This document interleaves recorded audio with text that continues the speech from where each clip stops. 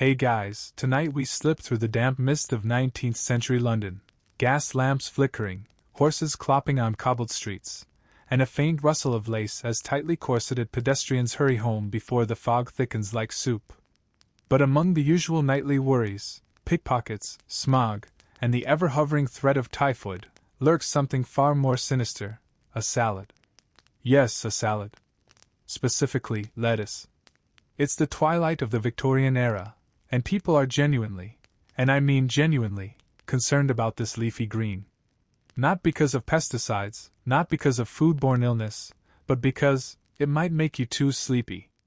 Or worse, it might drag your soul into a spiral of nervous collapse. You probably won't survive this one. Not if you were a 19th century Brit, and someone snuck a leaf of romaine into your supper plate after 6 p.m. So, before you get comfortable, take a moment to like the video and subscribe, but only if you genuinely enjoy what I do here. And if you're feeling bold, drop your location and local time in the comments. Let's see who's risking a bedtime veggie right now. Now, dim the lights, maybe turn on a fan for that soft background hum, and let's ease into tonight's journey together. You find yourself standing near the wrought iron gates of a Victorian garden square. Around you, the windows of tall, narrow row houses glow with the soft amber of gaslight. Somewhere a cat yowls, and a carriage rumbles past. A maid draws her curtain, glancing over her shoulder. She's just finished dinner. No lettuce, of course. That would be madness. In this time, fear is a kind of etiquette. Respectable families live by rules so rigid they make IKEA instructions look freestyle. And one of those unwritten rules is that lettuce, yes, that crisp, innocent-looking plant, should not be eaten near bedtime. You feel the absurdity settle in, but then, absurdity is what the Victorians did best. Why lettuce, though? It wasn't just some arbitrary kitchen gossip. The fear had roots, pardon the pun. Victorians were obsessed with moral hygiene. They believed foods had temperaments. Some were stimulating, like meats and strong spices. Others were cooling, which was code for might turn you into a drippet, limp little human rag. Lettuce was firmly in the second category. They weren't just guessing either. Lettuce contains lacticarium, a milky substance that oozes from the cut stem, basically the plant's sleepy-time sap. It's related to opium poppies, and Victorian herbalists were obsessed with that connection. Mild narcotic effects, they whispered behind gloved hands. Sounded a lot less charming after tea. You step through a small wooden door in a garden wall and find yourself in a walled kitchen garden behind one of these homes. Rows of vegetables sit obediently in raised beds. The lettuce leaves gleam in the moonlight like sleeping children. No one will harvest them now. Not unless they want a visit from the apothecary in the morning. Historians still argue whether this lettuce paranoia was more folklore than fact. Some say it was tied to broader fears about nighttime digestion, others claim it was lumped in with growing unease about hypnotism and altered states of mind. One anxious Victorian writer noted that lettuce softens the nerves most unwholesomely when taken after dark. So, imagine trying to fall asleep knowing that if you even glanced at a Caesar salad, your soul might dissolve like sugar in tea. You'd keep your windows locked and your coleslaw at bay. Meanwhile, the city hums on. Chimney smoke mixes with fog and curls over the rooftops. You pass a small grocer's shop, shutters drawn tight. In the window, behind dusty glass, a few heads of wilting lettuce sit abandoned. Probably left over from that morning. By now they're spoiled. And not in the rotten sense. Just moodily toxic. One mother reportedly fainted when she discovered her young son had nibbled a lettuce leaf before bed, claiming he might not wake whole. Another family was known to burn the plants in their garden, fearing nighttime exposure. It's not entirely clear if they meant the lettuce or the kid. And this wasn't fringe hysteria either. Mainstream advice columns warned readers to avoid overly cooling foods, at supper, especially for the delicate constitutions of ladies and the elderly. Apparently, the leafy green had the power to undo civilization itself. You stroll down a narrow alley now, your footsteps echoing in the hush. In a nearby drawing room, muffled piano music drifts through the walls. A middle-class family plays a gentle nocturne. Their dinner plates, recently cleared, show no trace of green. Perhaps a roast, some bread, maybe a bit of parsnip. But lettuce? No, no. That would be deeply irresponsible. It's kind of ironic, really. In our modern world, people down sleep gummies, herbal teas, and melatonin smoothies like they're collecting badges.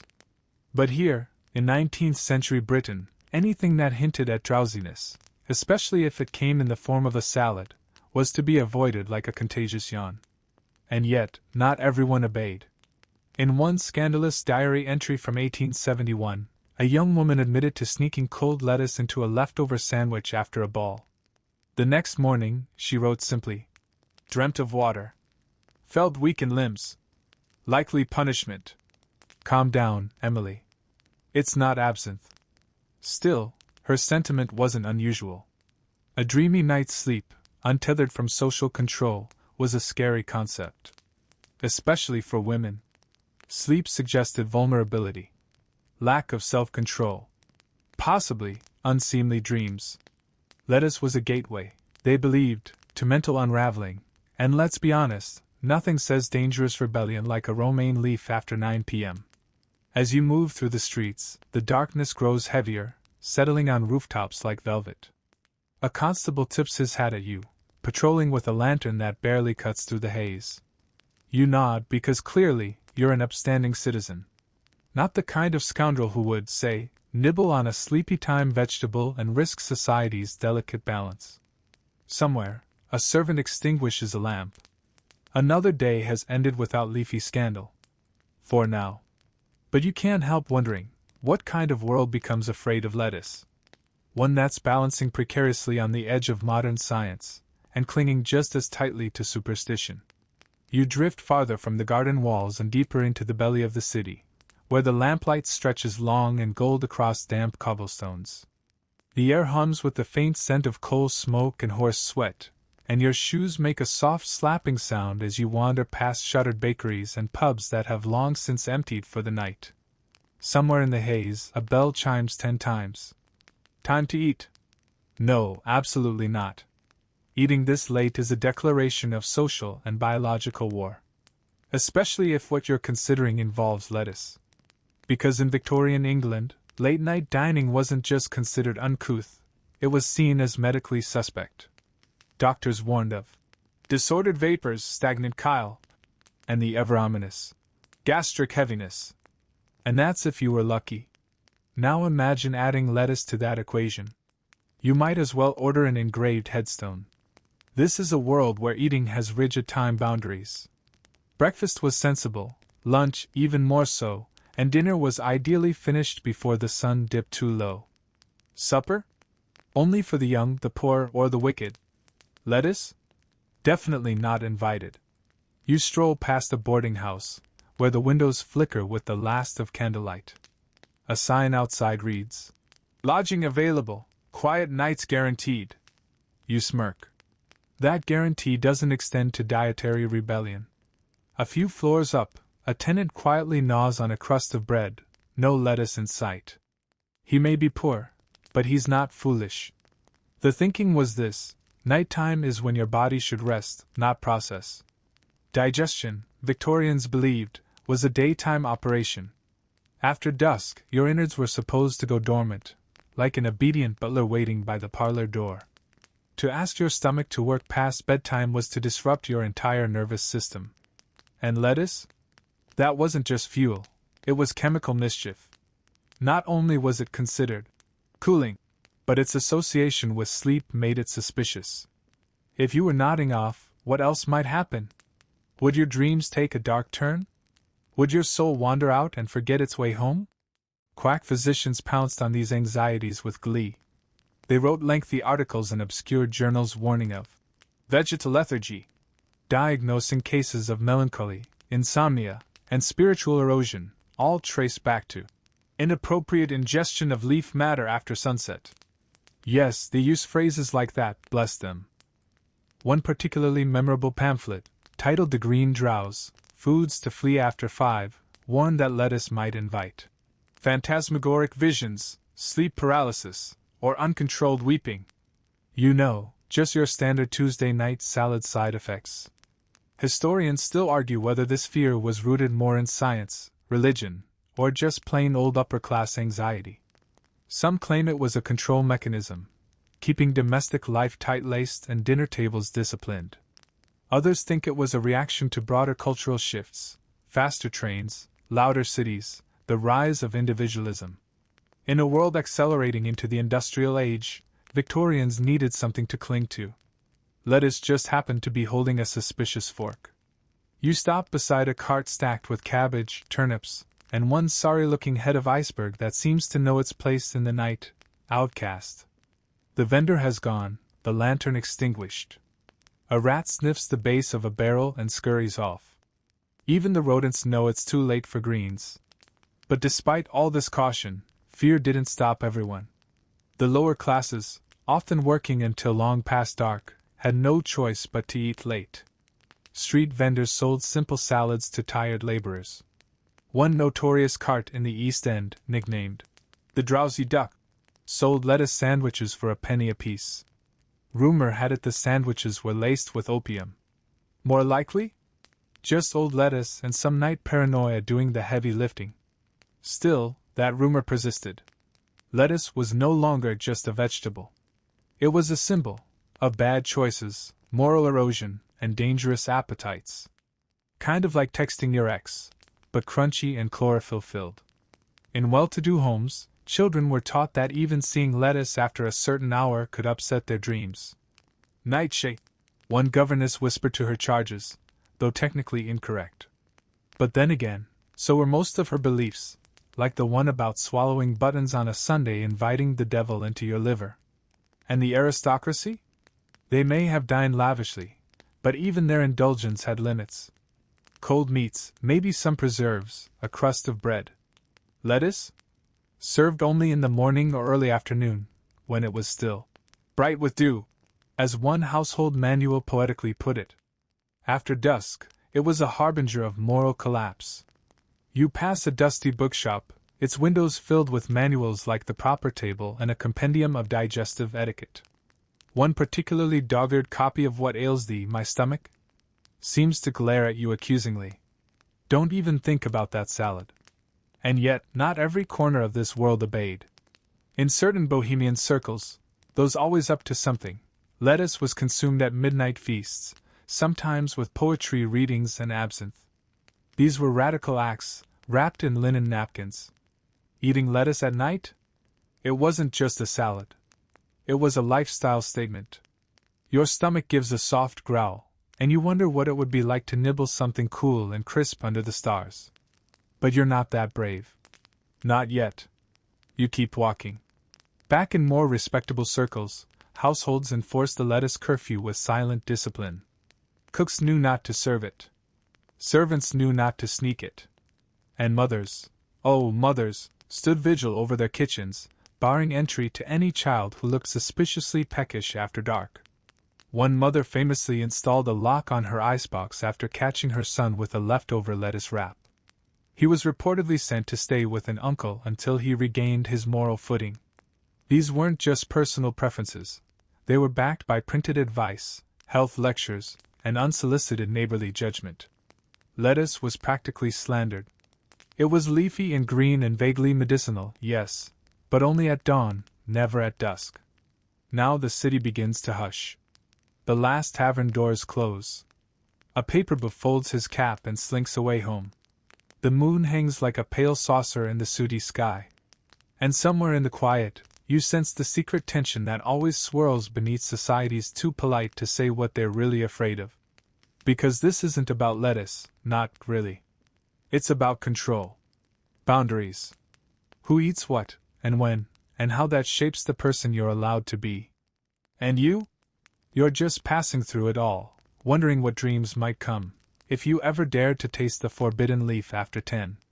A soft drizzle begins to fall, not quite rain but more of a heavy mist, thick enough to bead on your eyelashes and slick your shoulders. It clings to the city like gauze, wrapping chimneys and rooftops in muffled quiet. Your footsteps are muted now, more suggestion than sound. It feels like walking through a dream, or the beginning of one. Somewhere behind a thick curtain of ivy, a cat sneezes. As you round the next corner, the smell hits you: coal smoke, boiled cabbage, and faintly, vinegar?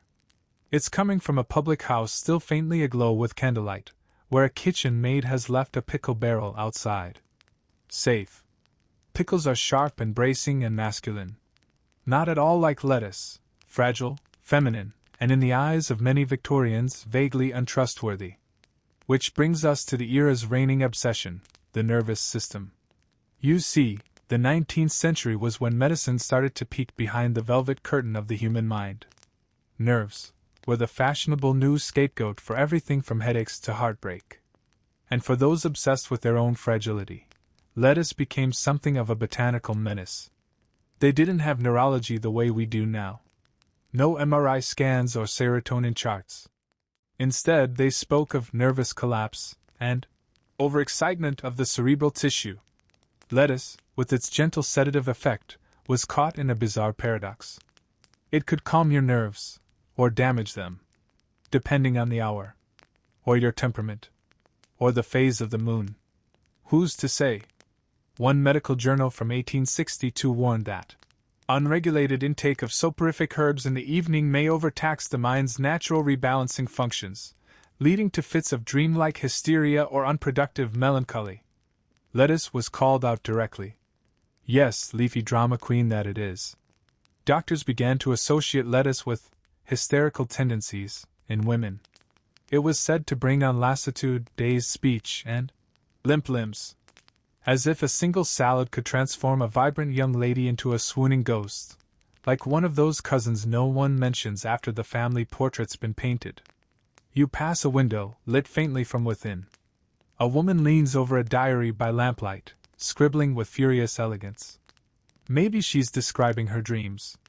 Maybe she's remembering the moment she realized the lettuce she ate was unwashed. Risky business. But more likely, she's cataloging her fears in that proper Victorian way, thoroughly, floridly, and with at least 3 unnecessary adjectives. You pause at the edge of a tiny square, a postage stamp of green space surrounded by wrought iron fencing. In the center, a small statue of an angel stands, hand raised in peace. Ivy climbs up her legs like slow-moving snakes.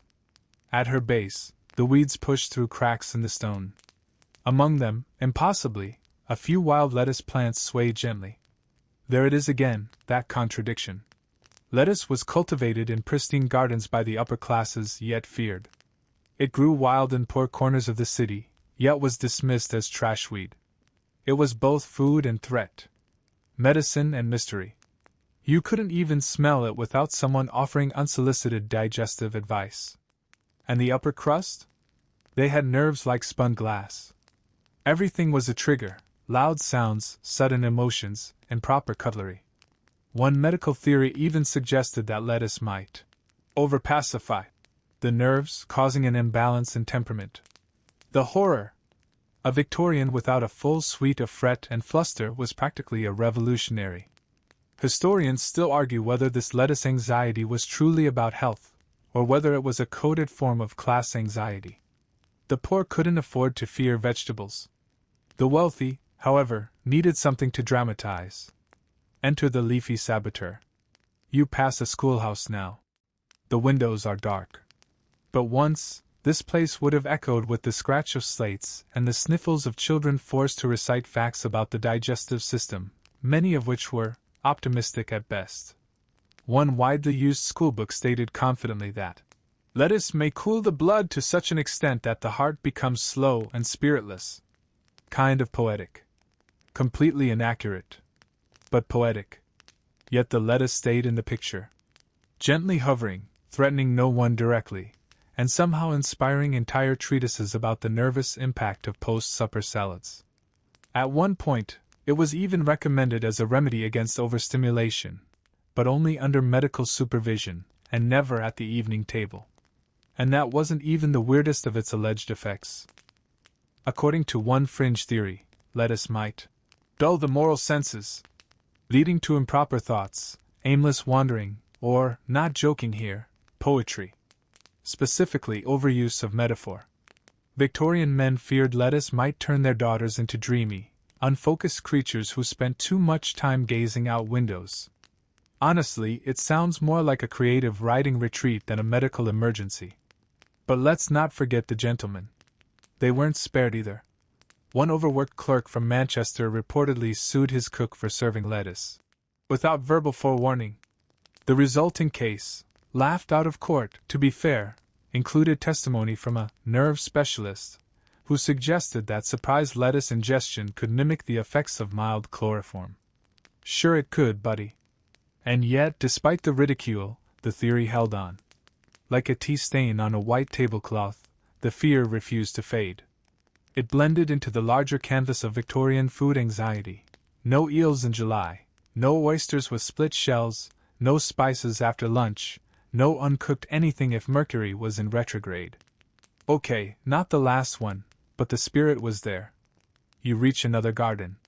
This one is more modest, a patch behind a terraced house, faintly visible through a wrought iron gate.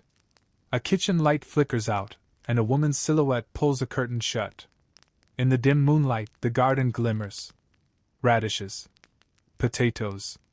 And yes, one neat row of lettuce, safe beneath a wet canvas cloth. She'll pick them in the morning. When it's safe. And you? You're beginning to understand the logic now, not because it makes sense, but because it follows a rhythm. In a world where everything is under control, even dinner must behave. Lettuce doesn't. It droops. It leaks. It sedates. And so, it was labeled unpredictable, dangerous, perhaps even decadent. So you walk on, letting the drizzle coat your cheeks, your breath fogging slightly in the cool air. Somewhere behind you, a bell rings once, 11 now. Almost midnight. Just the right hour for dreams, if not for greens. The fog rolls thicker now, as if the city itself is trying to smother any leftover memories of what people might, or might not have eaten. Your coat clings to your arms, heavier with moisture. The world has shrunk to the amber halo of the street lamps, and the whisper of your own footsteps. London, or some dreamlike version of it, settles deep into the pause between one breath and the next. You glance sideways as you pass a modest townhouse, its brick facade blurred by creeping vines and mist. Inside, shadows move in the parlor, maybe someone's late-night game of cards, or perhaps a lecture on temperance and morals. Probably not lettuce-related. Probably. The Victorians weren't known for moderation, ironically. Not in fashion, not in furniture, and certainly not in their medical manuals. When it came to the human body, they were dramatic, deeply suspicious of modernity, and astonishingly creative. This was, after all, the golden age of diagnoses like wandering womb and bad blood. So, naturally, they developed equally extravagant opinions about digestion. And that's how we arrive at the mysterious case of lettuce-induced dormancy. Yes, that was a thing. According to one 1873 entry in a now-defunct medical quarterly, a young man in Devon reportedly fell into a stupor for 9 days after consuming a large salad just before bed. 9. He awoke perfectly lucid, if a bit confused, and insisted he'd simply been walking in the Alps with a choir of bells. Whether this was an actual medical event, or just a case of someone playing hooky from work with style, we'll never know. Historians still argue whether this and similar cases were complete fabrications, confused folk tales, or honest misunderstandings of fainting, anemia, or even undiagnosed epilepsy. What's certain is that the leafy greens somehow got blamed. Again. You duck under a hanging shop sign. Trimmings and tonics. And imagine a Victorian apothecary bustling behind the door. The shelves would be lined with tonic bottles labeled in extravagant, Gothic lettering, nerve elixir, head calmer, chest invigorator. Some contained laudanum. Some contained alcohol. A few brave concoctions probably had both. But nowhere would you see a tincture of lettuce, except, perhaps, under its Latin name, Lactuca virosa. Now, that's where things get a bit spicier. Not all lettuce is the kind you find wilting in your sandwich. Wild lettuce, also known as opium lettuce, was something altogether different. It wasn't widely consumed but was used in small quantities as a sedative. Herbalists treated it as a natural painkiller, milder than laudanum but still potent. When prepared correctly, it could calm restlessness or help someone sleep. When prepared incorrectly, it could make you feel like your bones were humming show tunes in the wrong key. In some folk practices, wild lettuce was even thought to invite dreams of prophecy or allow temporary astral dissociation, basically Victorian code for trippy nap. Whether this made it magical or monstrous depended entirely on your social class and level of religious guilt. You pause at the edge of a narrow alley, peering down a stretch of crooked chimneys and brick walls streaked with decades of smoke. A whisper of a breeze stirs the air, and for a moment, you imagine a group of young artists in mismatched waistcoats and worn boots sitting on overturned crates, passing around a plate of lettuce leaves like they're opium poppies. Laughing, sketching, probably broke. Almost certainly awake past a respectable hour. These would be the bohemians, the cultural misfits of the Victorian age. They had a flair for drama, a taste for the exotic, and an allergy to societal expectations. They were the ones painting portraits by candlelight, scribbling bad poetry, and yes, testing the limits of late-night lettuce. To them, food wasn't just sustenance. It was theater. Rebellion. A gentle, leafy slap in the face to polite society. In one particularly scandalous 1881 salon, a poet named Horace Middlewick hosted a midnight lettuce tasting, pairing wild and domestic leaves with cloves, cigarettes, and obscure French sonnets. The resulting reviews ranged from illuminating to criminally self-indulgent. One guest reportedly left convinced she could smell colors. Another woke up in a fountain. The newspapers got wind of it, of course. Green fever grips Soho. One headline declared, breathlessly warning that this was what happened when vegetables met vice. The lettuce, once a humble salad starter, was now implicated in everything from degeneracy to premature fainting. Somewhere, an entire generation of butlers grew nervous. Back in more standard society, the reaction was swift. Recipes involving lettuce were quietly moved from supper menus to afternoon teas.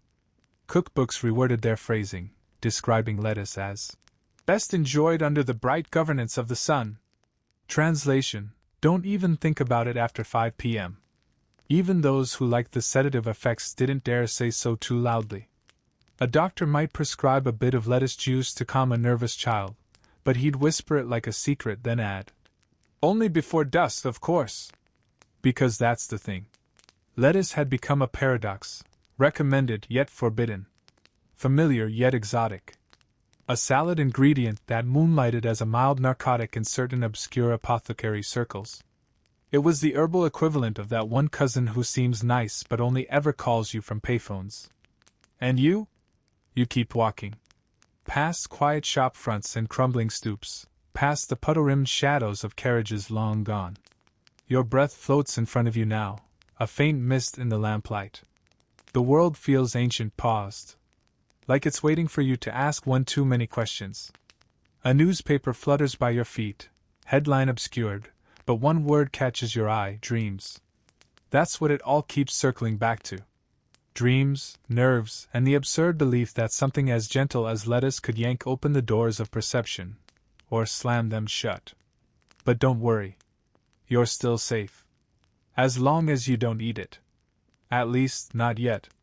A horse clip-clops somewhere in the distance, hooves softened by damp cobblestones and the thick velvet of the midnight air. The sound echoes, bounces gently between rows of gas lamps, then disappears again, swallowed by fog and sleep. You keep walking. It's not unpleasant out here. There's a certain coziness in the gloom, like the city is tucking you in.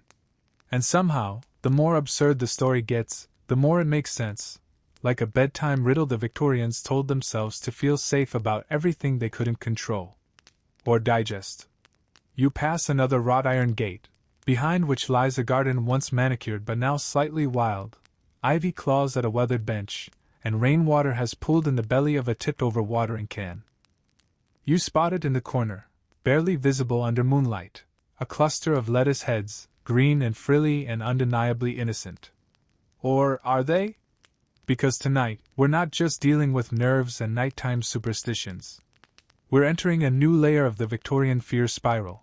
The idea that certain foods, especially ones like lettuce, might not just influence your dreams, but infiltrate your soul. Or worse, your character.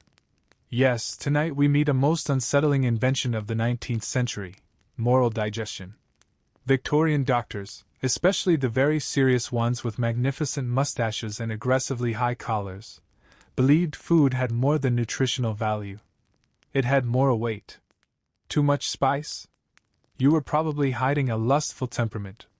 Overindulge in sweets? Clearly weak-willed. Prefer soft foods like puddings or, gasp, lettuce? Well, that hinted at a personality more suited to fainting couches than the front lines of empire. One 1877 etiquette guide put it like this: "The firmness of one's jaw mirrors the firmness of one's spirit. Beware, therefore, of overcooked vegetables and green things which wilt without resistance." Lettuce, unfortunately, fails every test. It's soft. It's pale. It doesn't put up a fight when chewed. In the Victorian food hierarchy, it was basically the spiritual opposite of roast beef. As a result, eating it at the wrong time, not just at night, but especially at night, became a quiet symbol of indulgence and even weakness. You might as well sip absinthe and recite pagan poetry while you're at it. This wasn't just about image. It fed directly into the era's growing fascination with eugenics and inherited virtue. Lettuce, bizarrely, became one of many foods judged to be unsuitable for strengthening the stock. Stock meaning the human species, not soup. Historians still argue whether this was just a fashionable form of moral panic, or whether it reflected a deeper Victorian anxiety about bodily autonomy and social change. Probably both. These were people, after all, who invented entire pseudosciences based on forehead bumps. You stop at the edge of a canal now, where a narrow footbridge crosses water black as ink. A swan drifts silently beneath, unbothered by the hour or the chill. Somewhere beyond, the gears of the city grind faintly, clocks resetting, presses humming, chimney stacks breathing out the last of the day. You lean on the railing, letting your fingers curl over the cold iron. And you imagine it, a dinner table in a polished townhouse, full of candles and silverware and increasingly tense conversation. The youngest daughter, fresh from boarding school, reaches for a small helping of lettuce. She doesn't think twice. The governess winces. Her aunt coughs. Her older brother blinks so slowly you worry he's gone into a trance. And her mother, poised behind a silver candelabra, offers a delicate correction. "Perhaps a touch of root vegetable instead, darling. Something firmer." It's ridiculous. But it happened. One popular advice column, anonymously penned by a clergyman's wife, warned that children fed too much lettuce after sundown might grow up listless, overly imaginative, and disinclined to useful employment. The horror. Another even more ambitious pamphlet titled Feeding the Future Race claimed certain vegetables could encode passivity into the blood. It urged mothers to limit their children's exposure to soft greens and instead prioritize hearty fare, aligned with Protestant values, which presumably means turnips. Lots of turnips. Meanwhile, just across the class divide, families were eating what they could get. For the working poor, lettuce wasn't a spiritual dilemma. It was a rare treat, usually wilted, occasionally gritty, and not often available after sunset. And so once again you see the pattern: what's feared by one group is craved by another. The moon drifts above the rooftops now, partially veiled by clouds. A breeze lifts the hem of your coat, and somewhere nearby, a dog gives a single warning bark before retreating to whatever dream world dogs retreat to at this hour. And you, well, you're finally seeing the full shape of this absurdity. Lettuce wasn't just a plant. It was a mirror, reflecting whatever social, medical, or moral concern happened to be en vogue. And the more people projected onto it, the less it resembled anything real. Even the literature of the time got in on the act. In one melodramatic novel of 1884, The Ever-Fainting Clara, the heroine is rendered almost comatose after a single forkful of cold, unwholesome lettuce, served despite her unheeded objections. She then spends 20 chapters recovering in a sun-drenched garden with a helpful male doctor who may, or may not be a metaphor for British imperialism. It's less about nutrition, and more about narrative. A tidy way to fold the unpredictable human condition into tidy, edible metaphors. You begin walking again, feet lighter now as the fog thins a little.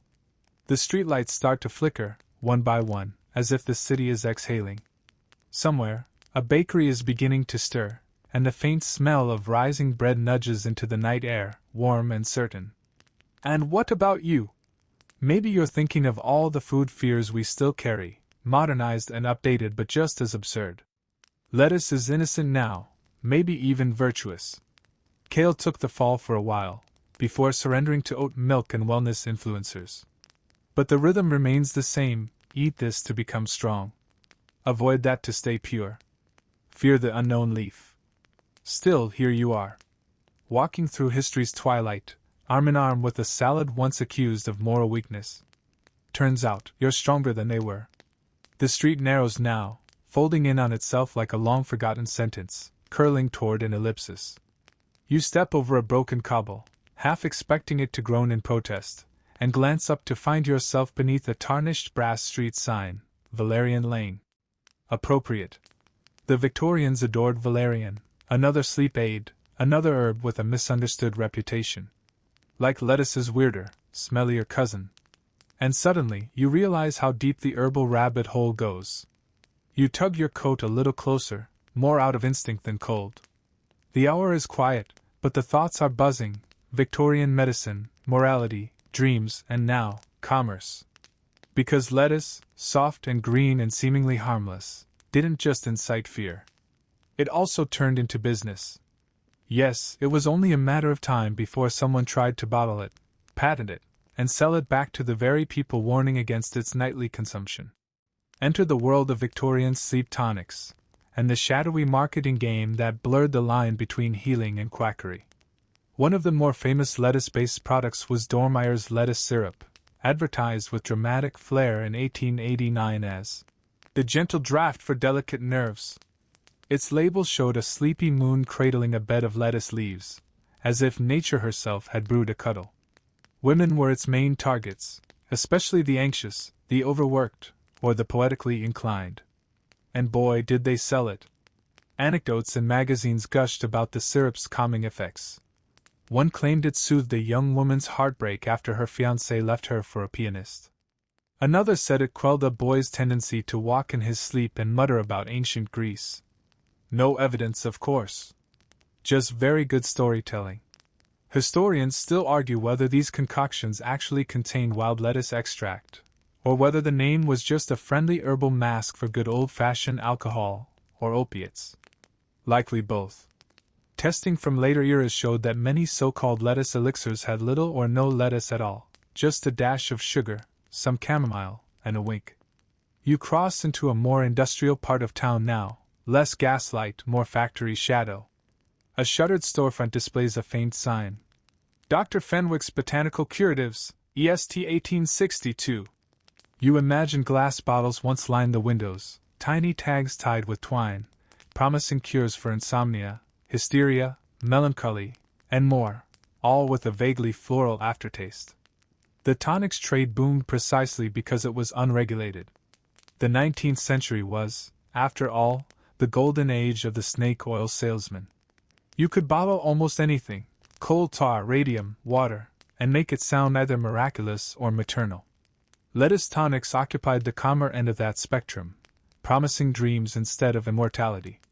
Still, not everyone was fooled. A satirical magazine from 1893 ran a cartoon showing a dainty lady collapsed in bed, surrounded by lettuce heads with sinister grins. "Overtaken by greens," the caption read. In the corner, a shadowy pharmacist counts coins beside a bottle labeled Lettuceus delirium, for delicate minds. You smile. The Victorians might have been afraid, but they weren't humorless. Even children's literature joined in. In The Adventures of Pip and Parsley, a lesser-known bedtime book from 1886, two garden gnomes fall asleep under a lettuce leaf and wake up 100 years later in a world where vegetables rule the earth. A bit bleak for bedtime, But that's the era for you. And yet, despite all the satire, the lettuce trend persisted. Middle-class households began keeping lettuce tinctures in their cabinets, just in case.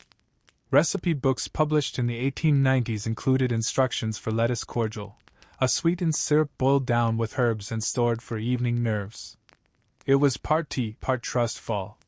Notably, these home preparations almost always involved cooking the lettuce, boiling it into submission, which, by modern standards, is a culinary crime. But to the Victorians, it made sense. Rawness equaled risk. Softening the leaves softened the threat. You pause now, peering into the reflection of an old carriage window.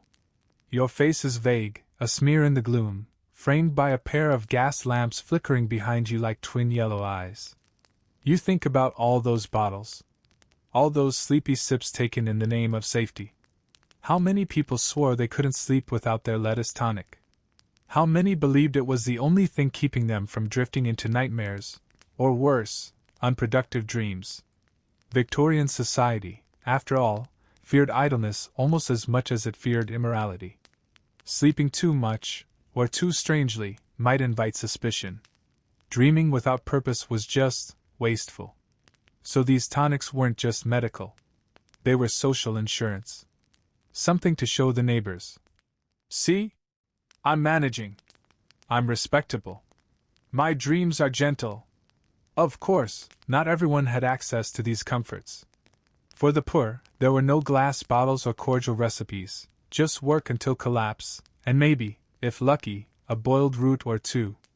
The idea of being too sensitive for raw lettuce would have seemed laughable to the woman scrubbing linens at midnight. And yet even among the working class, herbal remedies trickled down. Community healers, midwives, and herb wives used local plants, including wild lettuce, in careful amounts. Their knowledge was oral, passed down in whispers and recipes with no measurements. A pinch for sleep. A leaf for fever. A prayer if you're lucky. You start walking again, the rhythm steady. The world is almost entirely quiet now, save for your footsteps and the rustle of unseen leaves overhead. Somewhere nearby, a clock tower begins to chime. Not midnight. Later. That hushed territory where time feels more like weather than numbers. You wonder, how many Victorians stood where you are, just as unsure of what they feared and what they wanted. Afraid of sleep but desperate for it. Haunted by something as ordinary as lettuce. And still taking the spoonful, night after night, in hopes of silence. Maybe they weren't so different from us after all. The clock finishes chiming, each slow note stretching into silence, like the space between ripples in a dark pond. You keep moving. The streets now are all shadows and chimneys, rooftops huddled close like gossiping old men with soot-stained faces. You pass a shuttered bakery, a lamplighter's ladder left leaning, and a boot left behind for reasons best not guessed. The city is dreaming, if not exactly asleep. And now it's time to step inside the minds of those most vulnerable to the Great Lettuce Panic, the children. Because the Victorians, in their infinite capacity for overreaction, weren't just worried about adults wilting under the influence of leafy greens. Oh no. They believed lettuce posed a very particular threat to the young mind. Specifically, that it could lull children into such a profound sleep that they would slip into a different realm entirely. Emotionally, spiritually, even metaphysically. Yes, it's as strange as it sounds. But you've come this far. Victorian parenting, as you've probably gathered, was a delicate balance of fear and firmness. Children were to be kept in line, seen and not heard, preferably scrubbed, silent, and morally upright by the age of 7. And sleep? Well, it was necessary, but also dangerous. Especially if dreams got involved. You turn into a narrow alley now, where laundry still hangs limp on the line, forgotten. A pair of boots crunches somewhere distant, then disappears. A candle flickers briefly in an upstairs window. You imagine a child up there, blanket pulled to chin, staring at the ceiling and wondering what kind of dreams lettuce brings. One infamous children's manual, Raising Spirits Aright, 1871, sternly warned that leaves of softness, yes, it meant lettuce, may cause a child's subconscious to tangle with wild imaginings, resulting in night terrors, spectral visitations, or, in rare cases, poetic temperament. The horror. The link between lettuce and overactive dreaming wasn't invented out of nowhere. Wild lettuce, the bitter and milk-sapped cousin of your average salad green, was long thought to induce vivid dreams and hallucinations in large doses. Folk medicine said it could summon deep rest. Or deep visions. Sometimes both. Sometimes worse. And while actual wild lettuce was rare in Victorian pantries, the idea of it seeped into the era's collective imagination. Lettuce became shorthand for dream food. But not the fun kind. Not the flowed through clouds and pet a unicorn kind. More like wake up unsure if you're still alive kind. Historians still argue whether this was a misunderstanding of herbal lore or a deliberate moral scare tactic, part of the broader strategy to control children's behavior through diet. But the evidence is there. Leafy greens became suspect. Dreaming became dangerous. One famous case from 1883 tells of a 10-year-old boy who, after sneaking lettuce from the dinner table and consuming it at night, awoke in such a state of confusion that he insisted he'd been made to fly by a shadowy queen with wings of cabbage. He spent 2 days speaking in rhyme before returning to normal. Did it actually happen? Who knows? But the story spread like spilled ink. And that's the thing. These stories, these bedtime bogeymen in vegetable form, carried weight. They were passed along between governesses, whispered in nurseries, published in penny pamphlets under titles like The Dangers of the Green Bedfellows or Leaves That Whisper at Midnight. The tales varied, some whimsical, some grim. One had a girl lured into a dream world ruled by lettuce-headed goblins. Another warned of a salad sleep, where the dreamer might forget their real life entirely and never return. It wasn't always dark. Some authors embraced the weirdness. There was even a short-lived children's play called The Slumbering Lettuce Prince, in which a child saves a kingdom by refusing to eat a sleep leaf salad. The costumes were apparently excellent, but the play closed after 2 weeks. Children kept falling asleep during the second act. You glance up now and see the edges of dawn creeping into the east, just a thread of lavender along the sky's seam. Somewhere, a rooster is prematurely testing its voice, unsure of the time. And somewhere else, a child tosses in bed, not because of lettuce, but perhaps because of a world too full of rules. Back in the day, sleepwalkers were a particular concern. Victorian reports linked lettuce consumption with episodes of nocturnal perambulation, a wonderfully dainty phrase for wandering the halls like a ghost. Parents were advised to secure windows and remove sharp objects if a child insisted on salad at supper. And what about dreams themselves? If you were a Victorian child and admitted to dreaming of strange animals or odd colors, you might be sent to church. Or the doctor. Or the countryside. Possibly all three. The prevailing thought was, normal children dream of hymns and clean linens. Strange dreams signal moral instability. Or lettuce. One particularly committed physician, Dr. Basil Rookwood, penned a 300-page thesis titled Lactuca and the Liminal Mind, a botanical inquiry into childish dreams. In it, he speculates that lettuce might lower the veil between waking and dreaming, letting in images not meant for impressionable minds. And you know what? Part of you wants to believe it. Just for the drama. You pass a schoolhouse now, quiet and still, its bell mute for hours yet. You picture rows of desks, inkwells neatly capped, chalkboards dusty with Latin verbs. And a pantry out back, where a cautious matron measures ingredients and frowns deeply at a suspiciously crisp head of romaine. But here's the twist. Even as they warned against lettuce, they used it. Quietly. Secretly. In homes where the baby wouldn't stop crying.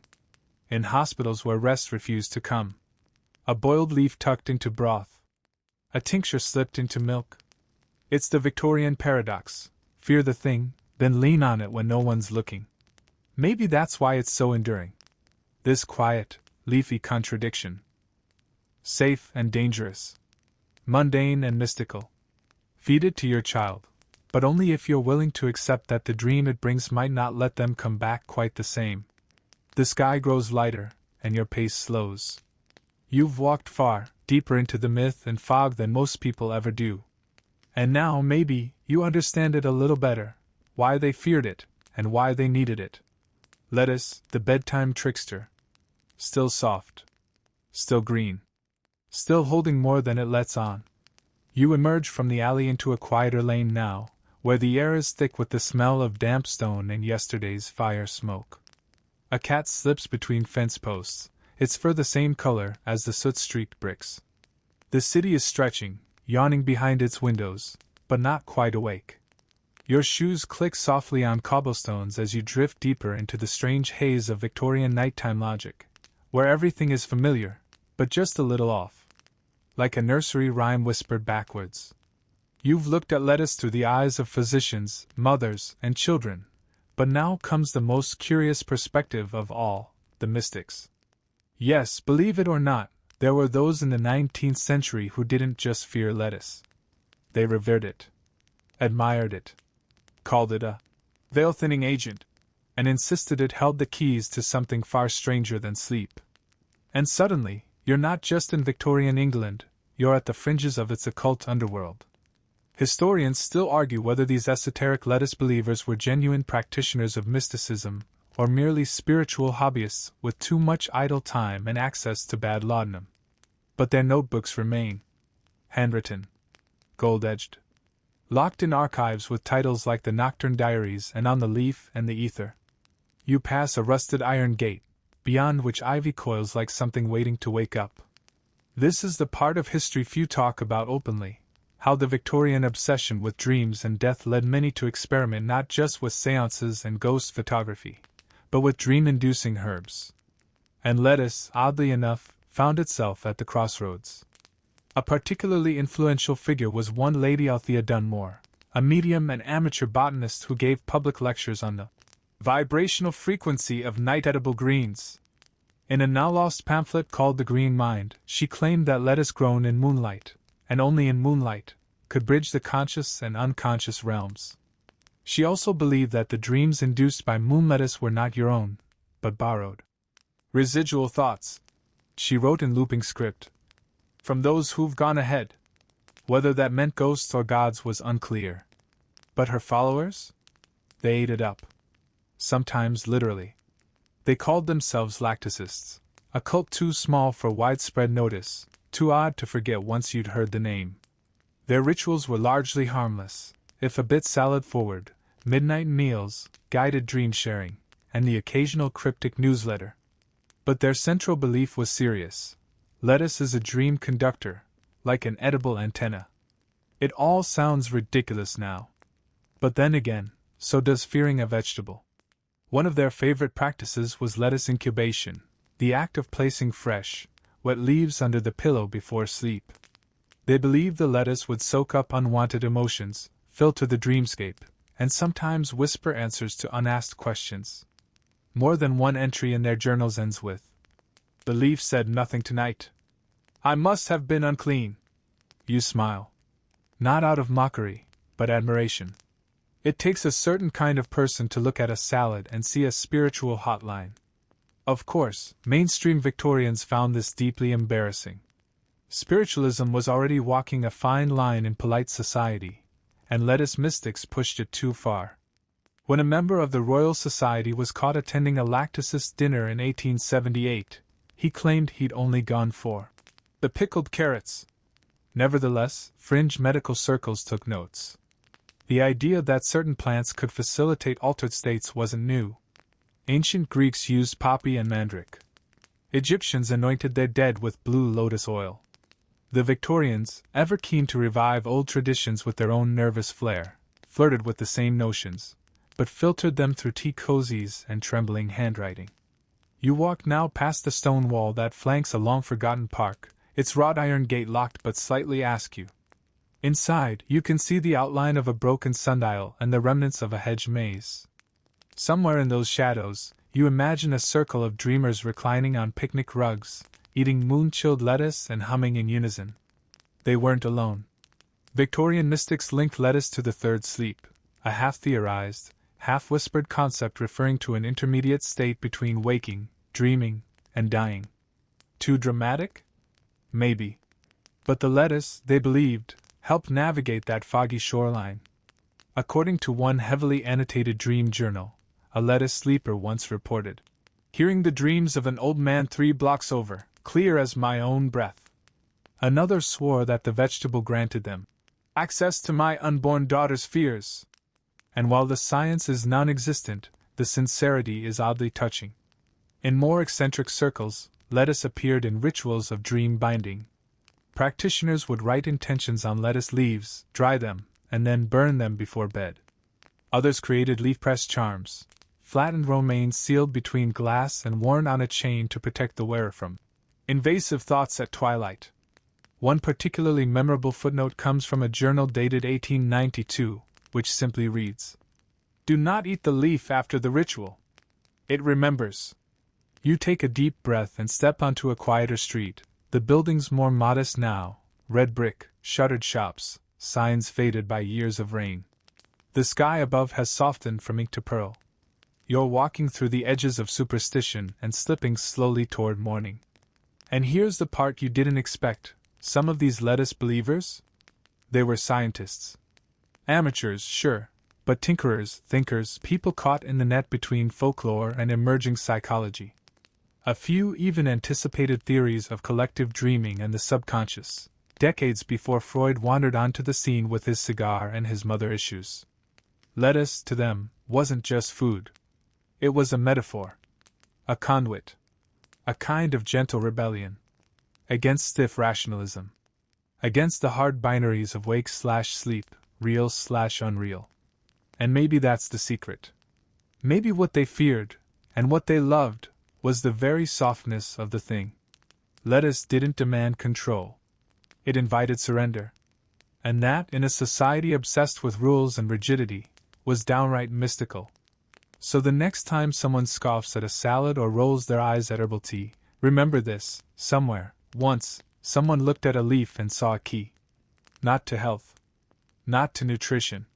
But to a door in the mind that only opens when you stop pretending you're fully awake. You pause for a moment at the edge of a sloping square, where fog pools like soup in the stone basin of the street. It clings to your ankles, whispering up from the drains, stirring just enough to make you question what you saw. Or what saw you. This far into the city's quiet, the gas lamps burn lower, as if conserving effort. A newspaper cart sleeps beneath a tarp, and above it, a weathered sign creaks gently in the breeze. You feel a little like a ghost. Or maybe just a historian in someone else's dream. And speaking of dreams, now we turn our attention to something much less mystical and far more mercenary. Because while Victorian doctors were diagnosing lettuce-induced dream fugue, and while mystics were trying to whisper to their salad leaves by candlelight, there was an entirely different crowd quietly making a fortune off the leafy hysteria. You've guessed it, the entrepreneurs. Victorian capitalism was nothing if not opportunistic. From the moment lettuce was rumored to cause unnaturally deep slumber, someone somewhere decided that this meant it could be bottled, branded, and, preferably, sold at a considerable markup. Enter the golden age of lettuce-based sleep tonics. Historians still argue whether these concoctions had any real sedative effect or simply worked by placebo and the power of persuasive labeling. But what's certain is this: Victorian druggists leaned hard into lettuce as a key ingredient in a flood of products with names like Dr. Knoll's Nocturne Elixir, Sleepy's Green Drops, and the ever-popular Lactuca Life Suspension. You pass an apothecary now, its sign faded, glass warped from decades of frost and sun. If you squint, you can just make out ghost letters advertising tinctures, tonics, and teas. Behind that counter, once upon a time, a mustachioed man in a starched apron might have whispered conspiratorially, "For dreamless sleep, madam? Our finest romaine distillate." And people bought it. In droves. Because sleep, for the Victorians, was never easy. Industrialization brought not just smoke and clamor, but also an unforgiving schedule. Factory horns. Train timetables. Gaslight burning long into the night. So anything that promised natural slumber felt like salvation. The marketers of the day weren't subtle. A popular 1884 poster for somnileaf syrup showed a harried housewife cradling a wide-eyed toddler under the text, "When baby fears the night, lettuce makes it light." Below that, no opium, no laudanum, only the leafy lull. Never mind that many such products did contain opium, just with a pinch of lettuce extract for plausible deniability. Lettuce gave the whole thing a veneer of healthfulness, like putting kale on a cake and calling it breakfast. By the late 1800s, lettuce was being added to everything: bedtime teas, headache pills, bath soaks, and even night creams, which promised to soften the skin and the soul. One especially ambitious brand, Queen's Rest, claimed to use 1,000 leaves per vial to ensure sleep without sorrow. Of course, there were side hustles too. Traveling lecturers sold dried lettuce leaves by the pouch, with instructions to burn one leaf upon an open flame and inhale softly until the spirit quiets. Street vendors hawked sleep papers, infused with lettuce oil, meant to be tucked beneath one's pillow, though more than one house fire suggests this was not the safest bedtime strategy. The real money, though, was in subscriptions. Wealthier families signed up for monthly deliveries of fresh-picked nocturnal lettuce, allegedly grown only at night, under shaded canvas, and blessed by botanists wearing gloves. These greens came in padded boxes, wrapped in muslin, and were accompanied by handwritten notes, suggesting dream pairings. Tonight's leaves pair well with meditations on music, coastal memory, and gentle rain. Whether the lettuce had any effect was almost irrelevant. It was the ritual, the theater of care, that lulled people into a sense of rest. And maybe that's all sleep has ever been: permission. Still, not everyone was impressed. The British Medical Journal published several thinly veiled critiques of the lettuce quacks, warning that greengrocers do not make dream guides, and referring to the craze as cabbage witchcraft for the idle classes. But critiques only fueled curiosity. Even Queen Victoria, always game for a gentle curiosity, was rumored to have tried a lettuce tisane on particularly stormy nights, though her journals only record tried herbal infusion. Somewhat calming. Repetitive dreams of spaniels. You chuckle softly. Not because it's silly, but because it's all so human. Fear something, then rebrand it. Package it. Turn it into a business model. The Victorians weren't the first to do it, and they certainly won't be the last. Somewhere right now, someone's making money off moon water and ethically sourced anxiety. You pass a shuttered storefront where cracked window lettering still reads, "KIP and kind, herbal goods for gentlefolk." You imagine what once sat on its shelves: lavender-stuffed eye pillows, laudanum lozenges, and little jars of lettuce sleep jam, sweetened, probably, with Victorian gilt. Some of these remedies did help, of course. Not because lettuce was magic, but because the people who took them wanted to believe it was. They needed a soft answer to their hard world. Something green and tender to stand between them and the crushing weight of insomnia, factory bells, and morning brooches. And sometimes, the cure doesn't matter nearly as much as the moment of hope it gives you. So yes, lettuce was feared, revered, and finally, monetized. From superstition to sedative to sales pitch, all in a single century. The leaf that whispered doom now whispered, "Buy now while supplies last." And just like that, the fog begins to lift a little. Not just in the street, but in the story. You're beginning to see how the whole thing fits together: the fear, the fascination, the flair for turning anything into a cottage industry. You press on, boots quieter now, as if the cobblestones themselves are listening. Somewhere behind a curtain, a kettle whistles. Somewhere, someone stirs sugar into tea and prepares to face another day. But you're still wandering through the night of a century that didn't quite know how to rest, and so sold itself a bedtime story made of leaves. You turn onto a quieter street now, where the shadows stretch longer and even the fog seems hushed. Your breath is soft in the still air, and the houses here are tall and narrow, terraced, trim, with chimney stacks reaching like frozen gestures into the softening sky. The lamps glow dimmer, more like sleepy candles than beacons. You've seen how the Victorians feared lettuce, experimented with it, even sold it. But behind the curtain of commercialism and spiritualism lurks another truth. For some, the fear wasn't about sleep at all. It was about control, or rather, the lack of it. And nowhere was this more clear than in the spaces society tried desperately to regulate, the asylums. Now you don't rush toward this place. You drift. Slowly. As though your shoes know what sort of ground they're treading. A sharp wind picks up for a second, just long enough to send a shutter banging in the distance. Because Victorian sleep wasn't just a private matter, it was political.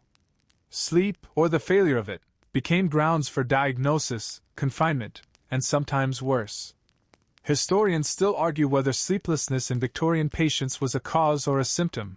Did madness cause insomnia, or did insomnia drive one mad? Either way, the asylum was often the end of the road. And within those quiet, locked wards, lettuce made another strange appearance.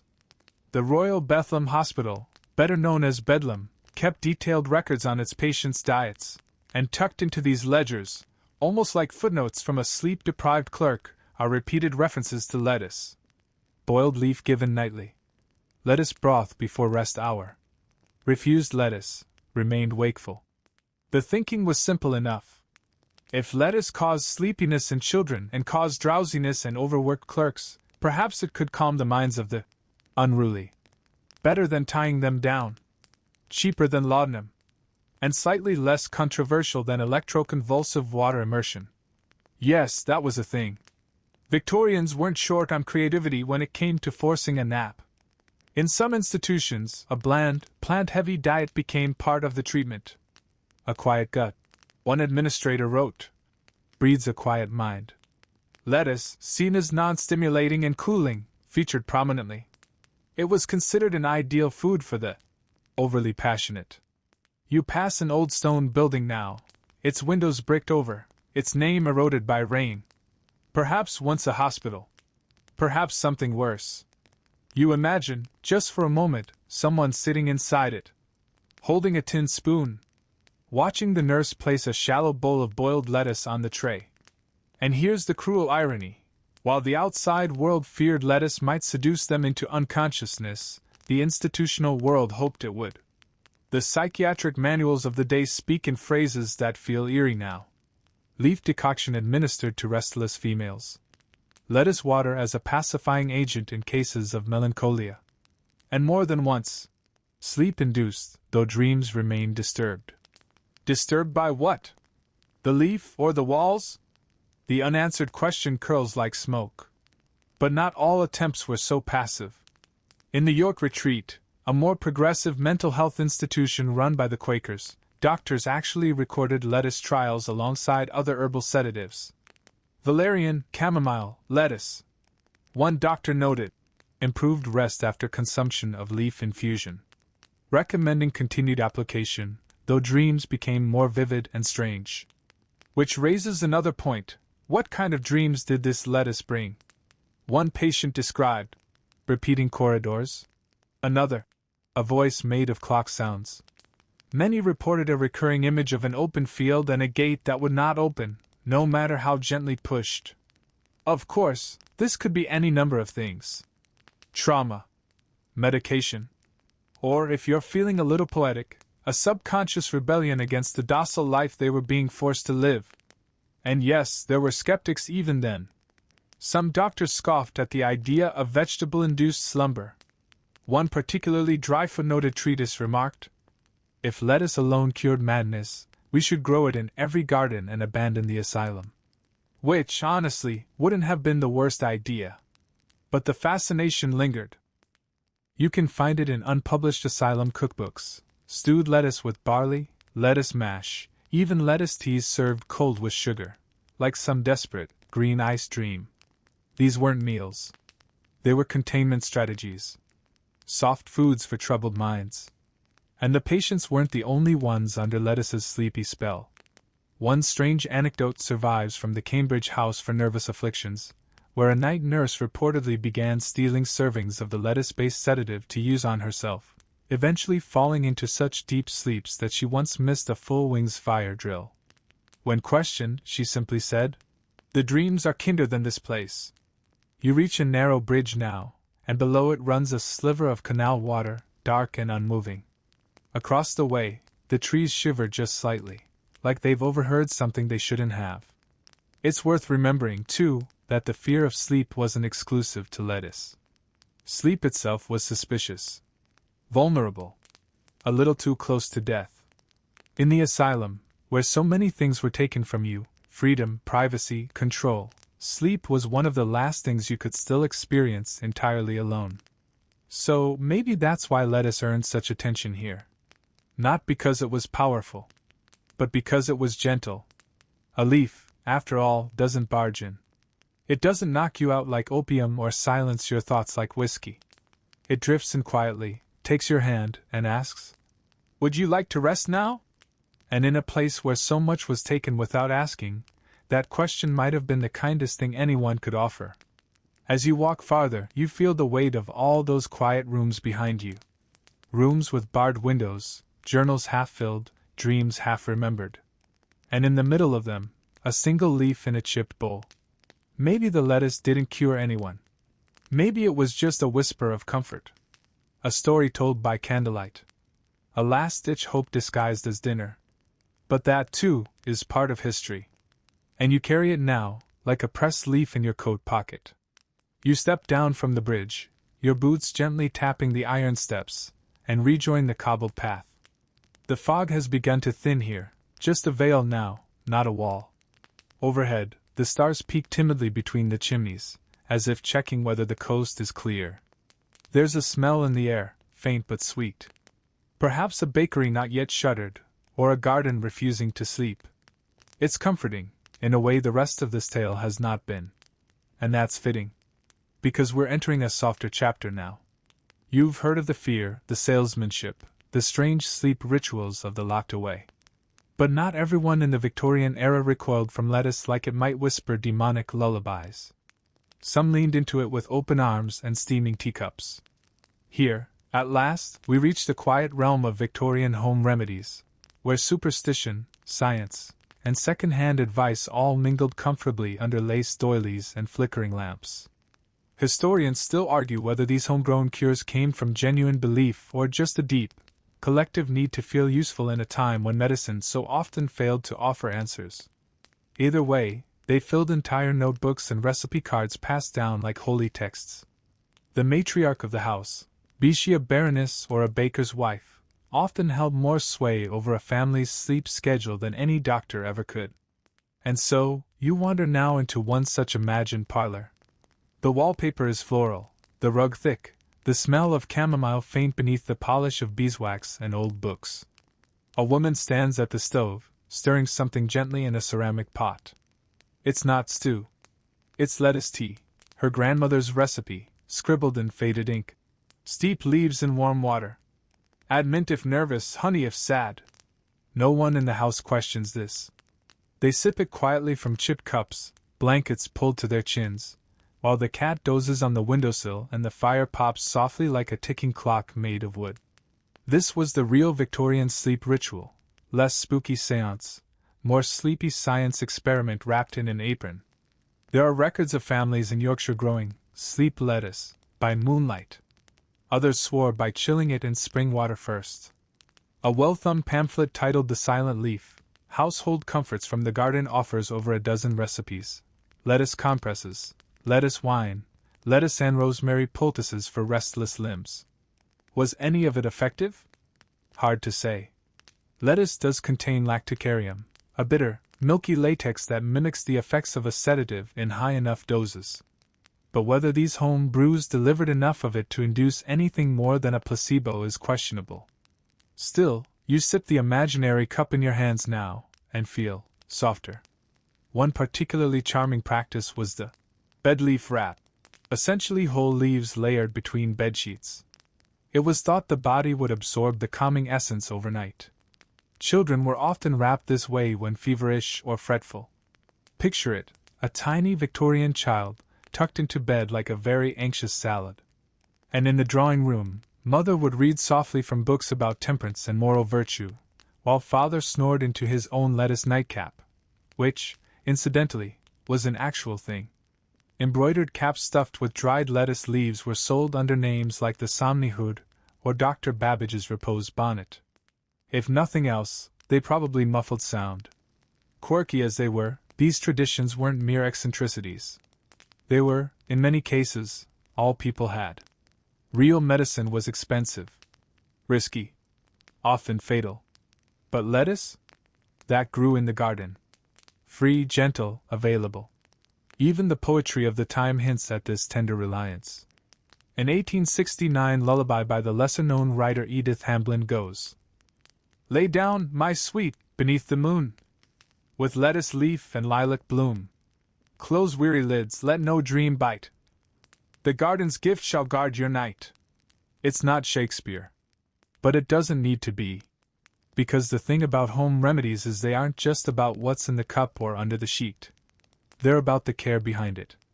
The ritual of steeping, of waiting, of sitting beside a loved one and offering something, even if it's just warm water with a trace of chlorophyll. And you see, the fear and the fascination with lettuce both came from the same root, uncertainty. Would it help or would it haunt? Victorians didn't know. So they tried both. The seance and the syrup. The patent tonic and the grandmother's bedtime brew. One doesn't cancel out the other. Instead, they form a kind of harmony, strange, contradictory, perfectly Victorian. You pass a garden gate now, paint peeling, ivy curling over the hinges. A rusted tin sign reads, "Do not pick the herbs." You wonder if lettuce once grew here, nestled among thyme and rue, waiting to be plucked for a midnight cup of calm. And there's something beautiful in that, this image of people gently reaching for what they had. The greens in the garden. The warmth of ritual. The hope, however small, that maybe tonight would be easier than the last. Of course, not all home remedies were so benign. Some added wormwood or poppy to the brew, chasing stronger effects. Others leaned on superstition, like placing 7 lettuce seeds beneath the pillow and reciting a rhyme. But even the stranger practices had this one thing in common: they meant someone cared enough to try. Maybe that's what you're really feeling now, as the path curves around another silent square.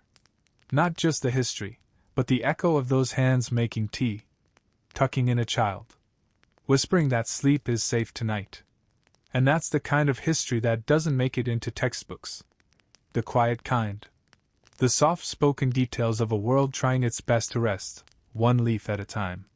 The cobblestones now feel smoother underfoot, as if worn down by centuries of weary souls pacing these same thoughts, night after night.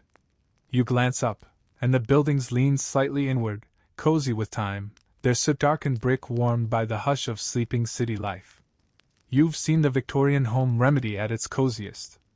But now it's time to lift the curtain a little higher, right into the realm of the Victorian gentleman's study, that wood-paneled lair of pipe smoke, leather chairs, and obsessive cataloguing.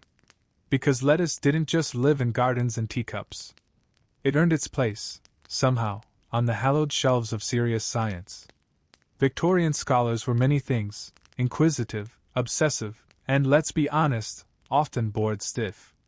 It was an era with more questions than answers, and sleep, how it worked, why it failed, was a field ripe for speculation. And yes, lettuce had a surprising cameo in this pursuit. You push open an imaginary door now into a study. The scent of parchment and tobacco meets you. The shelves are filled with thick volumes, on the science of slumber, nocturnal mechanisms in the resting brain, and the always popular botanicals and the mind. One book lies open on the desk. A line underlined in red. Lactuca virosa, remarkably potent, but prone to exaggeration. Because, yes, this wasn't iceberg or romaine we're talking about. The lettuce of scholarly interest was often wild lettuce, Lactuca virosa, a spindly, bitter cousin to your average salad green. While not actually opium, it was dubbed opium lettuce due to the sleepy, narcotic-like effects observed when its sap was concentrated. It was not recreational per se, but it was, shall we say, recreational adjacent. One 1884 paper titled Somnolence in Botany, a study of leaf extracts, featured an entire chapter on wild lettuce, detailing how a tincture, when ingested in large quantities, led to dull reverie, reduced pulse, and vivid dreams of motion. Historians still argue whether these findings were based on reproducible science or enthusiastic self-experimentation. You can almost hear the muffled confession. For the sake of the experiment, I consumed 4 doses. I slept for 19 hours and dreamed I was inside a bell. There's a strange charm to this brand of Victorian curiosity. Scientists and amateur naturalists alike were desperate to map out the terrain of the human mind, especially the mysterious no-man's land of sleep. And lettuce, humble as it was, became a breadcrumb on that journey. Some believed it could help train sleep. That taking a mild soporific every night would signal the body to embrace slumber more efficiently over time. Others thought it revealed something about the natural rhythms of consciousness, that perhaps certain plants harmonized with our internal clocks. And yes, a few went full mad scientist. Dr. Cedric Wallingford, whose name absolutely sounds made up, but wasn't, once attempted to isolate lettuce essence into pill form. His results were mixed. Most participants reported nothing. One woman claimed her dreams turned blue. Another said she awoke speaking French for 15 minutes, though she had never learned it. The press caught wind of these efforts from time to time, often with tongue firmly in cheek. The Penny Herald in 1873 ran a headline: "The vegetable hypnotist. Will lettuce replace the surgeon's knife?" The article went on to mock a man who claimed his bad knee had been cured by a nightly lettuce compress. "Perhaps he simply forgot about the pain," it concluded drily, in the sheer boredom of it all. And yet, the academic attention kept coming. Lettuce seeds were ground and measured. Oils were extracted. Dreams were logged with charmingly unscientific terms like mildly watery ecstasy and the sensation of falling into velvet. The Victorian study was a place where evidence and eccentricity cohabitated like mismatched housemates. You pause now, imagining yourself seated at that oaken desk, ink-stained fingers scribbling some new observation. Noticed correlation between early bloom lettuce and fewer interruptions in nocturnal rest. Whether that meant anything at all? Well, it sounded good enough to publish. Some of these studies made their way to medical journals, while others stayed hidden in the back pages of gardening handbooks. One particularly curious volume, The Moral Garden, suggested that certain vegetables possessed virtues, which, when consumed, influenced character. Lettuce, of course, was associated with calm, humility, and restfulness. Cabbage, on the other hand, was apparently linked to stubbornness and gout. Make of that what you will. Among more fringe circles, a debate brewed over whether lettuce could alter not just your sleep, but your dreams. Was it possible to use lettuce to guide your dreamscapes? To promote lucidity? A few Victorian dream journals survive, filled with ornate illustrations of floating staircases and clockwork birds, always annotated with what the dreamer had consumed the night before. Lettuce features heavily, often alongside nutmeg or, somewhat alarmingly, raw potato peel. And then there were the naysayers. One particularly stern lecture from the London Institute of Medical Logic proclaimed in 1891. The notion that lettuce, or any salad item, holds dominion over the unconscious mind is a romantic but foolish superstition. Of course, the same speaker went on to propose electric foot baths as a cure for insomnia. So, perspective. The point is, lettuce had wandered far from the salad bowl. In the minds of Victorian thinkers, it became an unlikely ambassador for all things mysterious about sleep. A bridge between biology and dream, between what could be proven and what simply felt true. You exit the imagined study now, the smell of aging paper trailing you. Outside, the breeze returns, brushing the back of your neck like a ghost with a fond memory. And you can't help but appreciate the sheer audacity of it all. That somewhere in the thick fog of smog and soot, in the tap-tap-tap of fountain pens and the clink of teacups, someone truly believed that lettuce held a piece of the puzzle. That it could coax the soul into stillness, hush the chaotic brain, and carry the restless mind into the velvet dark. Maybe they weren't entirely wrong. You wander now past shuttered apothecaries and lamplit boulevards, and you begin to notice something curious, a change in the advertisements pasted to walls and fences. Gone are the monstrous drawings of bed-bound ghosts and lettuce demons. In their place, bottles, syrups, tablets, each one promising sleep with the certainty of a factory stamp. You've reached the tipping point, where lettuce exits the linen drawer of home remedies and strolls boldly into the industrial age of Victorian consumer culture. Welcome to the era of sleep tonics, and yes, somehow, lettuce had a branding arc. It begins with a small bottle, brown glass, wrapped in a paper label curled at the edges. Dr. Kingsley's lettuce elixir, for rest, repose, and the relief of hysteria. The label includes a pastoral sketch of a woman reclining beneath a moonlit trellis, possibly asleep, possibly just very bored. Underneath, in delicate type, may contain traces of alcohol, laudanum, and other botanicals. This was no small fringe product. By the 1880s, it was one of many lettuce-based concoctions popping up on pharmacy shelves. The Victorians had stumbled upon something priceless, the combination of sleepy mystique, domestic familiarity, and just enough plant matter to call it natural. Historians still argue whether lettuce was ever meant to be the star of these potions, or just a marketing smokescreen for the real, and more addictive, ingredients hiding behind it. Either way, consumers loved it. Sleep was a lucrative business, and Victorians, as you've seen, were chronically worried about their sleep hygiene. And they bought the dream, bottled and corked. Some tonics leaned hard into pseudo-scientific terminology. Take Hypnos tinctura vegetalis, which boasted triple distilled lacticarium isolate combined with nervine alkaloids. That sounds important until you realize it might have just been lettuce tea spiked with diluted morphine. Others, like Mother Fennel's garden slumber syrup, traded in domestic charm. Ads for it showed cherubic children nestled under embroidered quilts, while a rosy-cheeked mother looked on approvingly, bottle in hand. Never mind that some versions of it were later found to contain chloroform. And there was a booming mail-order market too. Enterprising companies shipped sleep parcels nationwide, promising dreams by post. For a small fee, you could receive a monthly box with pressed lettuce leaves, dried lavender, calming powders, and a slip of paper with a certified hypnotic prayer. Yes, that was a thing. Not to be outdone, certain theatrical types began marketing lettuce pills as mood stabilizers for poets, writers, and the highly sensitive. One memoir by the rather flamboyant Armand Chevers describes a phase in which he subsisted entirely on wine, cheese, and lettuce capsules, this trifecta unlocking sublime evenings of verse. No word on whether the verse was any good. You pass a print shop window now. Inside hangs a poster with blocky print and ornate borders. Dr. Spink's lettuce lull soothes the unruly mind. Favored by nuns, clergymen, and traveling salesmen. Contains no belladonna anymore. This sheer absurdity is part of the appeal.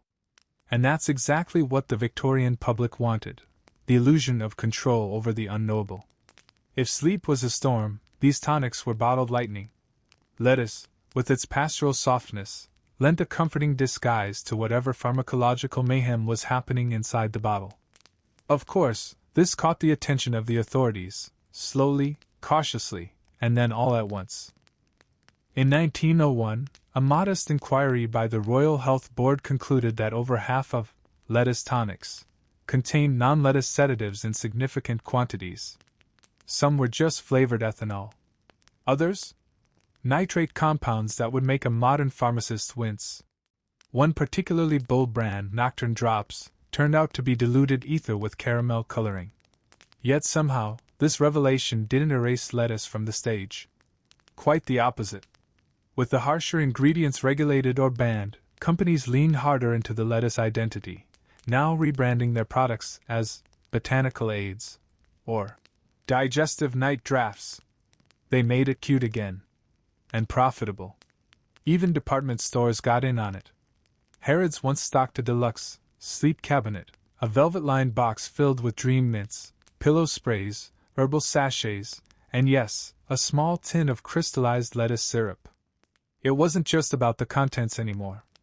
It was the aesthetic, the image of delicate health, of curated slumber.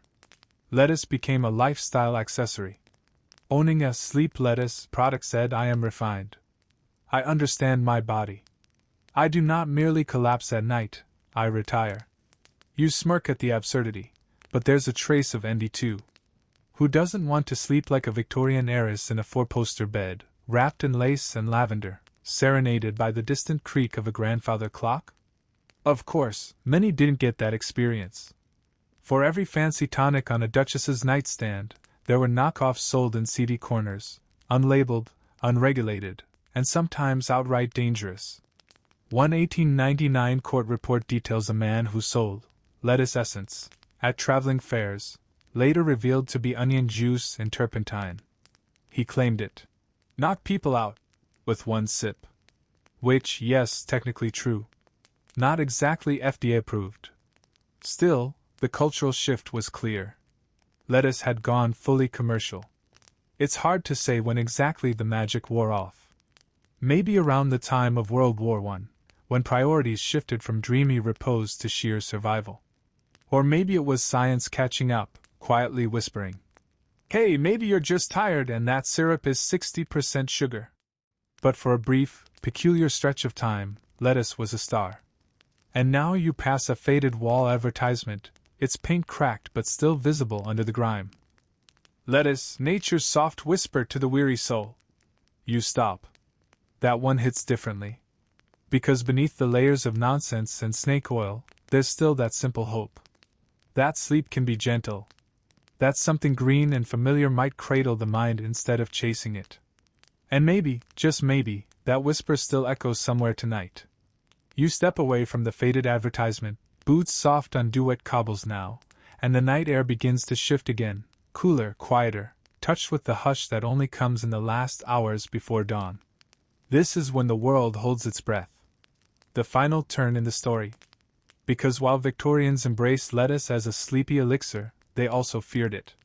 You've seen their panic, their pamphlets, their peculiar science. But now comes a twist you didn't expect, the lettuce backlash. A genuine turn against the leafy green they'd once nearly canonized. You're not imagining it. There was a moment when people began to whisper, not about lettuce's sleepy powers, but about its sinister edge. It starts, oddly enough, in schools. By the late 1890s, some educators began noticing that children fed lettuce in the evenings were slower the next day. A bit dull, harder to rouse.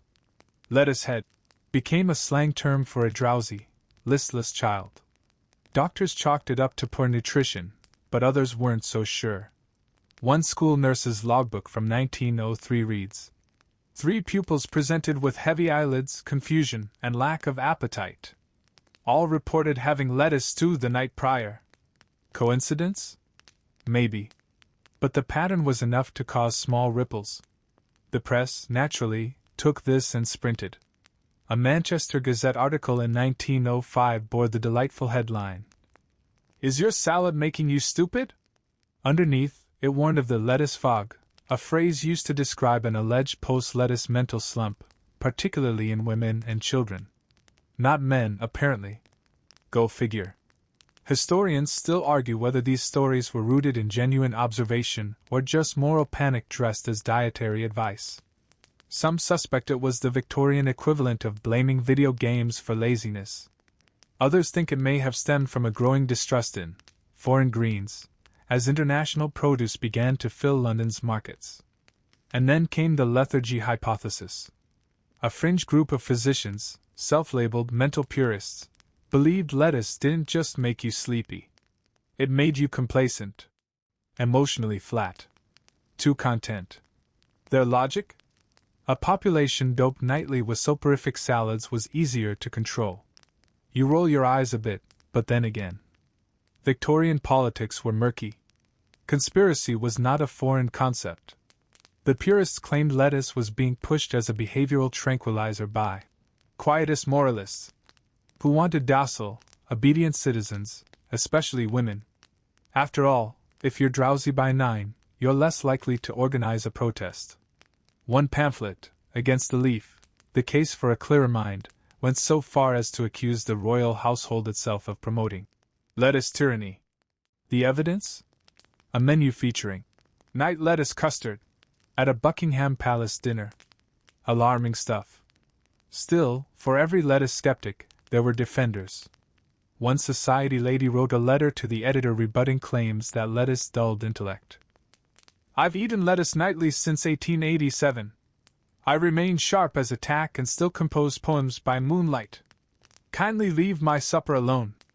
But the paranoia persisted. Doctors began advising moderation. Lettuce in small amounts was fine, they said, but avoid large helpings before bed. And no, they weren't joking.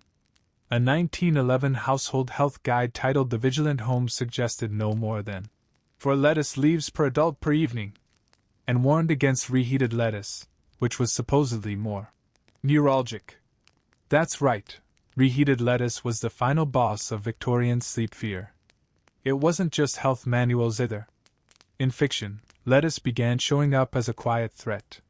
One serialized novel from 1909, The Widow's Supper, features a character who slowly poisons her cousin by feeding her dream leaves every night.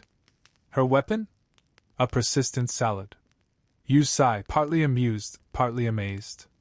The very idea that this most harmless of vegetables had become a cultural boogeyman. But fear has never been rational. Especially not in the inky, candlelit corridors of the Victorian subconscious.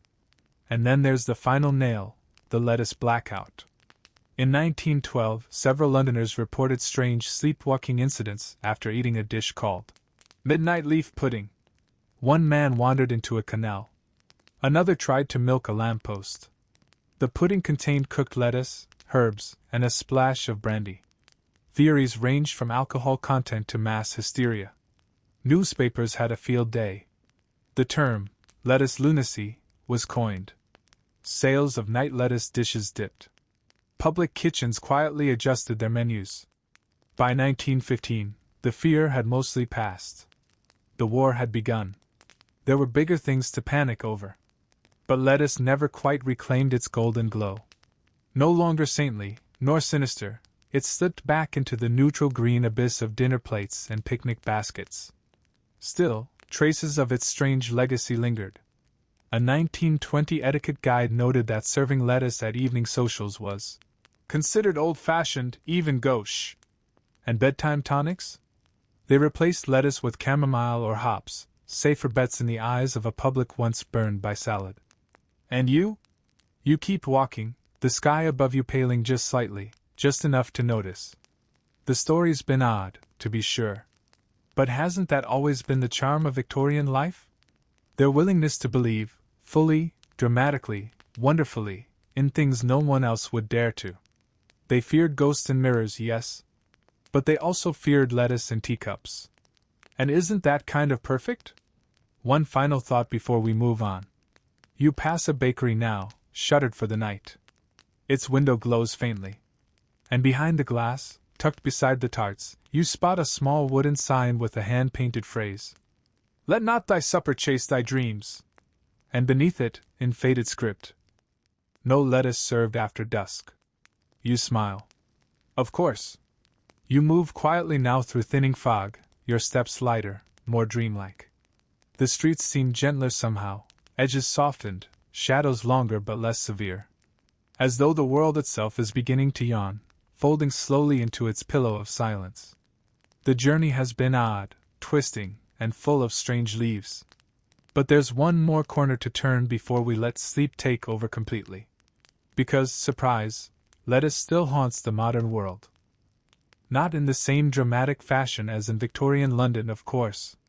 No one today is pasting broadsheets about leaf madness on lamp posts or accusing the government of cabbage-based sedation. But you'd be wrong to think the idea fully vanished. No, it simply mutated. Take a look at your favorite health food aisle. Zoom past the protein powders and oat milks, and you'll find them, shelf-stable sleep aids promising plant-based calm. Check the ingredients closely, and what do you see? Sometimes, quietly, shyly, there's lettuce extract. Usually labeled as lactocaverosa. Yes, that same bitter wild lettuce from back in Section 3. Still peddled as a natural sedative, though with far less drama. It hides now in gummies and tinctures, often paired with passion flower or melatonin. A whisper from the past, bottled in modern glass. Historians still argue whether this modern lettuce revival is rooted in genuine pharmacological effect or just a clever marketing echo of that old Victorian charm. But the product descriptions? Oh, they're trying. You'll find phrases like releases tension through herbal synergy, cradles the nervous system with ancestral calm, promotes rest through leafy lucidity. Leafy lucidity. Truly, we are Victorians in yoga pants. You chuckle, imagining a powdered wig influencer touting lettuce smoothies on TikTok. Hey loves, just sipping my pre-dream blend, super mellow, super organic. She winks. No hysteria tonight. Modern lettuce paranoia has also crept into pseudoscience forums, naturally. On the far ends of the internet, there are still people who claim too much lettuce suppresses dream frequency, or causes spiritual third eye blockage. One blog even insists lettuce was genetically modified by ancient monks to dull the population's inner fire. Yes, it's as ridiculous as it sounds. But there's something strangely comforting in the continuity. Our fears, it seems, evolve, but rarely vanish. And the ghost of Victorian lettuce still wafts through our habits. Even sleep influencers, yes, they exist, sometimes mention lettuce water as a home remedy. Pour boiling water over romaine, steep for 10 minutes, strain, and sip. Social media latched onto it in recent years, with TikTok videos showing bleary-eyed people drinking it while whispering, "I really hope this knocks me out." Spoiler, it rarely does. But it's the ritual that matters. You see, the act of making lettuce tea, of believing it might help, is a kind of spell. A soft performance of control. Just like the Victorians, we like the idea that something simple and green can tuck us in. And what's sleep, if not the world's oldest magic trick? 1 minute you're brushing your teeth, the next you're floating in impossible cities made of memory and dreams. It's no wonder we keep trying to bottle that trick, distill it, wrap it in velvet and lace, or slap it on a wellness label. Even the language of sleep still carries echoes of the old fears. We talk about shutting down, going under, letting go, phrases rooted in that same Victorian unease. That terror of what sleep might unlock. But now we coat it in lavender. We iron the pillowcases. We call it sleep hygiene, and download apps with ocean sounds. Still, somewhere deep in your brainstem, there's a flicker of that ancestral hesitation. What happens if I don't wake up? That fear is quieter now. But it's still there. And lettuce, weirdly, is part of how we soothe it. You step into a small courtyard garden, low stone walls, ivy covered. A forgotten plot, lit faintly by the blush of pre-dawn. And there, in one of the beds, grows a patch of lettuce. Just sitting there. Simple. Unbothered. It doesn't know its legacy. Or maybe it does. A soft breeze ruffles the leaves, and for a moment you swear they whisper. So you kneel beside it. You press your fingers into the soil. Cool. Damp. Very real. And you imagine, just for fun, that all those strange Victorian souls are still with you. Watching from lace curtains and gaslit doorways, wondering if you'll drink the tea, pop the tonic, or simply lie back and let the lettuce do its ancient work. You don't need the syrup. You don't need the sachet. You've heard the stories now. The full arc, from fear to fascination, from tonic to myth. And suddenly, your eyelids feel heavy. The lettuce doesn't seem scary anymore. Just sleepy. Just a plant.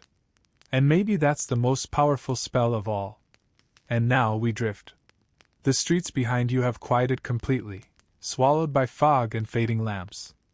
Even the cobblestones seem to exhale, relieved that the night is nearly done. You move slower now, each step softer, every thought a little blurrier around the edges. The lettuce, in all its weirdness, begins to melt into the dreamscape behind you. Not dangerous, not divine. Just another thread in the strange tapestry of how humans cope. How we reach for rest, and try, desperately, to make peace with the dark. So you let go. Let go of the tonics and the pamphlets. Let go of the mail-order miracles and candlelit suspicions. Let go of the sleepy scandals and the worried mothers counting leaves on plates. All of it dissolves now. Gently. Like breath against glass. You are safe here. Carried by the rhythm of soft footsteps and cooler air. There's nothing left to solve. No more debates. No more theories about plant-based obedience. Just stillness. The kind that tucks itself around your shoulders and hushes the world outside. And maybe if you listen closely, you'll hear that last whisper, not from the lettuce, not from the Victorians, but from your own body, curling into rest. You've made it through the strangest sleep story no one ever warned you about. And now? Now you sleep. Good night.